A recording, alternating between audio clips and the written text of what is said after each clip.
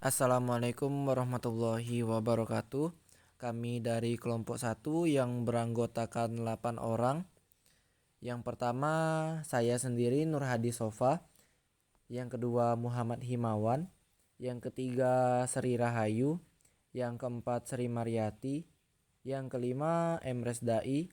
Yang keenam Nurul Hidayatul Isnafitri. Yang ketujuh Izati Soleha. Dan yang kedelapan Ahmad Zarkasi.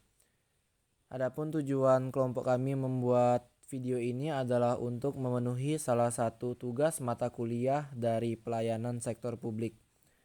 Dan kami akan membahas tentang inovasi dalam pelayanan paspor. Dan saya akan menjelaskan tentang inovasi pelayanan paspor sebelum masa pandemi COVID-19. Dalam beberapa tahun terakhir, jajaran imigrasi terus berupaya melakukan peningkatan pelayanan melalui inovasi-inovasi untuk memenuhi ekspektasi masyarakat dalam pelayanan publik. Dalam kaitannya dengan pelayanan paspor, inovasi yang telah dilakukan yaitu sebagai berikut. Yang pertama adalah antrian paspor yang semula berdasarkan kuota di tiap kantor imigrasi, lalu diubah antriannya berdasarkan jam, yakni pukul 7.30 sampai dengan pukul 10. Dan terbaru adalah antrian paspor daring menggunakan aplikasi di Android atau di website. Kemudian yang kedua, pembayaran penerimaan negara bukan pajak atau PNBP. Di bidang pelayanan paspor tidak lagi secara manual, melainkan langsung dibayar di bank melalui interkoneksi dengan sistem Simponi milik Kementerian Keuangan Republik Indonesia. Yang ketiga yaitu pelayanan paspor lebih awal mulai pukul 6 sampai dengan pukul 7.30. Dan pada pelayanan sore hari yaitu dimulai dari pukul 16 sampai pukul 18.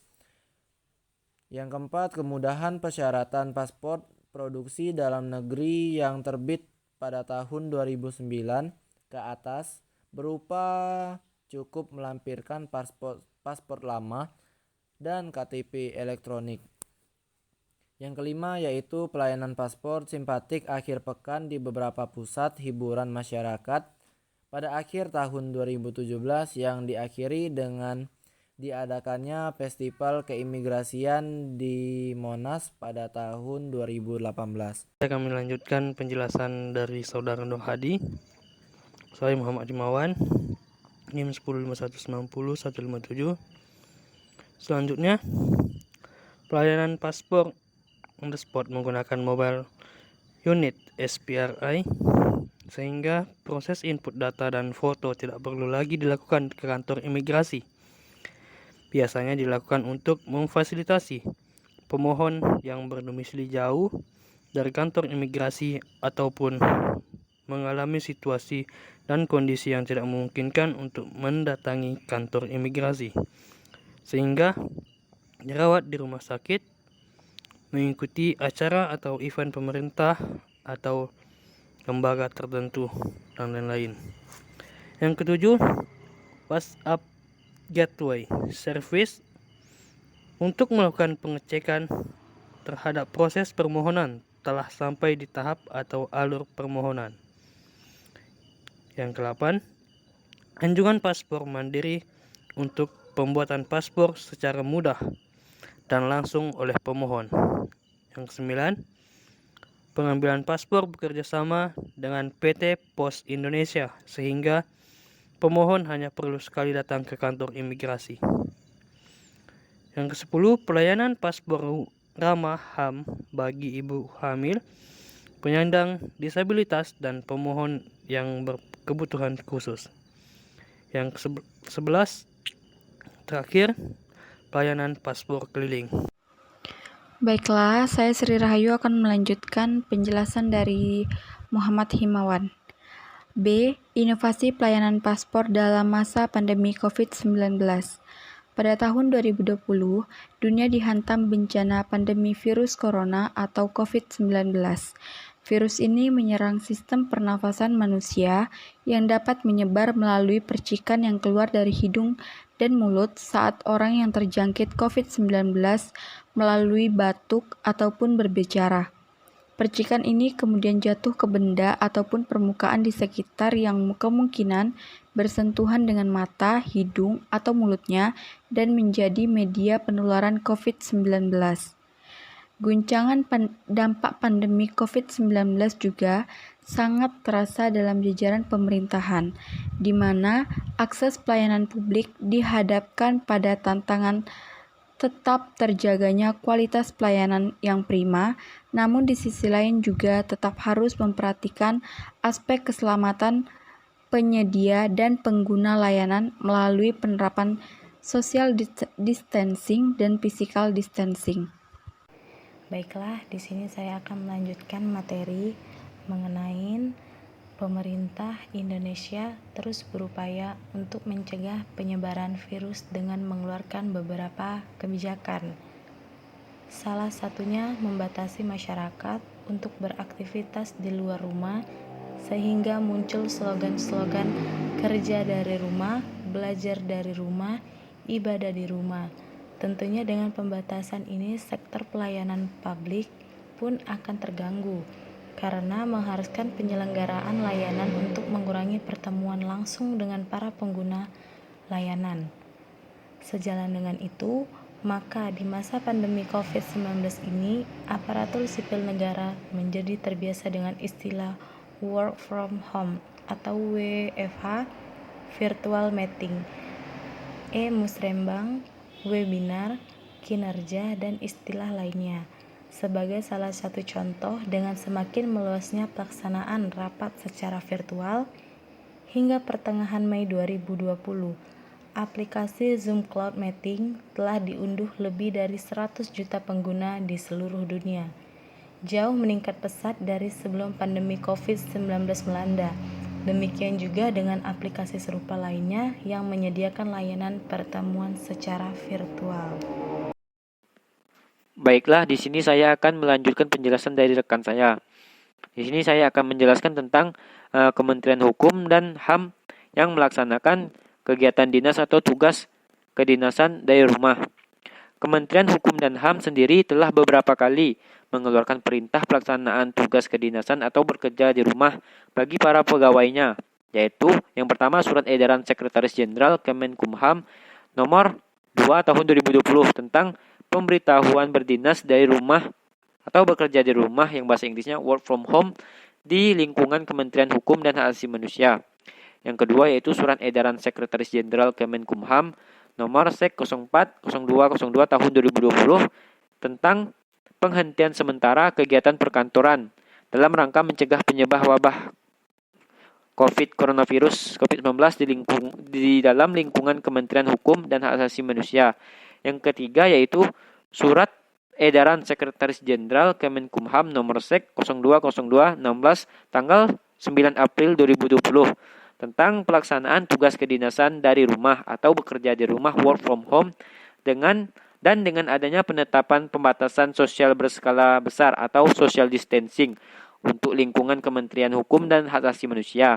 Yang keempat yaitu Surat Edaran Sekretaris Jenderal Kemenkumham nomor Sek OT 0202 17 tanggal 20 April 2020 tentang perpanjangan masa pelaksanaan tugas dari rumah atau bekerja dari rumah work from home dan penetapan kerja pada bulan Ramadan 1441 Hijriah bagi aparatur sipil negara di lingkungan Kementerian Hukum dan Hak Asasi Manusia. Baik, di sini saya akan sedikit melanjutkan penjelasan dari Saudara Resda. Instruksi tersebut berdampak secara langsung terhadap pelayanan penerbitan paspor di kantor imigrasi. Imigrasi turut melakukan pembatasan layanan paspor dengan terbitnya surat edaran PLT Direktur Jenderal Imigrasi nomor IMI-GR.01/2114 tahun 2020 tentang pembatasan layanan keimigrasian dalam rangka mencegah penyebaran coronavirus biasa COVID-19 di lingkungan kantor imigrasi. Surat edaran dimaksud membatasi pelayanan paspor dengan memprioritaskan kebutuhan mendesak untuk permohonan bagi orang sakit yang tidak bisa ditunda penanganannya atas rujukan dokter dan orang dengan kepentingan yang tidak dapat ditunda. Baiklah, nama saya Izati Soleha, NIM 1051900504, akan berkesempatan melanjutkan penjelasan dari teman saya. Di sini, keterbatasan dalam melakukan pelayanan secara langsung juga tidak mengurangi semangat dalam memberikan pelayanan yang prima. Dan juga penyelenggaraan layanan publik juga diharapkan dapat melakukan berbagai inovasi agar tetap dapat melaksanakan pelayanan tersebut. Namun itu juga tetap harus memperhatikan protokol kesehatan dalam mencegah penyebaran COVID-19. Dan di sisi lain, masyarakat sebagai pemohon paspor harus juga melakukan kekhawatiran apabila harus datang ke kantor imigrasi tersebut untuk mengajukan paspor baru maupun penggantian. Kondisi pandemi ini menambah risiko tertularnya masyarakat apabila harus keluar rumah atau bahkan datang ke suatu kantor pelayanan publik. Untuk itu juga, merespon permasalahan-permasalahan tersebut pada tanggal 30 Juni 2020 dengan melalui Surat Edaran PLH.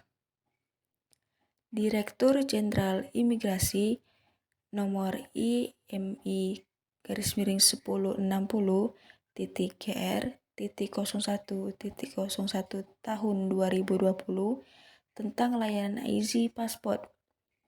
Jajaran imigrasi memulai inovasi terbaru dalam bidang pelayanan paspor di masa pandemi COVID-19. Baik, saya Ahmad Zarkasi, NIM 1051901165. Dalam kesempatan ini, saya akan melanjutkan penjelasan dari teman saya. Selanjutnya bagian penutup.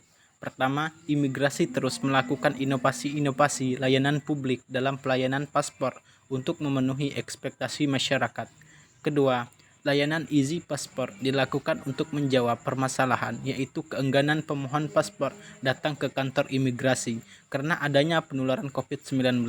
Sehingga dengan layanan ini pemohon paspor tidak perlu lagi hadir ke kantor imigrasi, melainkan petugas imigrasi yang mendatangi pemohon. Ketiga, layanan Easy Passport memiliki alur permohonan yang berbeda dengan layanan paspor pada umumnya karena pemohon tidak perlu mengajukan pendaftaran antrian secara online melalui aplikasi apapun untuk mendapatkan layanan. Keempat, layanan Easy Passport tidak dikenakan biaya tambahan dan tetap mengedepankan protokol kesehatan. Kelima, layanan Easy Passport dapat menjadi sebuah contoh best praktik dalam penyelenggaraan pelayanan publik di Indonesia, di mana dalam pemberian layanan publik yang optimal khususnya dalam masa pandemi COVID-19, instansi publik dituntut untuk berlari meninggalkan zona nyaman dan terus melakukan perbaikan. Baik, terima kasih. Mungkin itulah penjelasan dari kelompok kami. Saya akhiri. Wassalamualaikum warahmatullahi wabarakatuh.